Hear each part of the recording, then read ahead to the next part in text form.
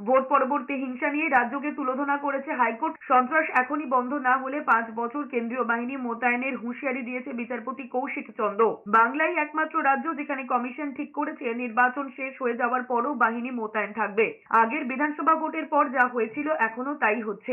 রাজ্যকে তুলোধনা করে কৌশিক চন্দ্রের ডিভিশন বেঞ্চ বলেছেন, বারবার এমন ঘটনায় লজ্জা হওয়া উচিত। আক্রান্তদের এফআইআর দায়েরের পর উপযুক্ত পদক্ষেপ করতে হবে পুলিশকে, নির্দেশ দিয়েছেন বিচারপতি। এটা অস্বীকারের বিষয় নয় যে রাজ্যে ভোট পরবর্তী সন্ত্রাস হচ্ছে না। বিভিন্ন সংবাদ মাধ্যমে দেখা যাচ্ছে ভোট পরবর্তী সন্ত্রাস চলছে। ভোটের সময় থেকে এখনো পর্যন্ত 11 জনের মৃত্যু হয়েছে বলে দাবি মামলাকারীর। জবাবে রাজ্যের তরফে বলা হয়েছে, ভোট পরবর্তী সন্ত্রাসের ঘটনা ঘটলে সরাসরি ডিজিকে ইমেল করে অভিযোগ জানানো যাবে। গুরুতর অভিযোগ কিংবা আদালত গ্রাহ্য অপরাধ হলে সঙ্গে সঙ্গে ডিজি স্থানীয় থানাকে এফআইআর দায়েরের নির্দেশ দেবেন। এরপরই বিচারপতি নির্দেশ দিয়েছেন, রাজ্যে কতগুলি ভোট পরবর্তী সন্ত্রাসের অভিযোগের প্রেক্ষিতে এফআইআর হয়েছে, রিপোর্ট দিতে হবে ডিজিপিকে।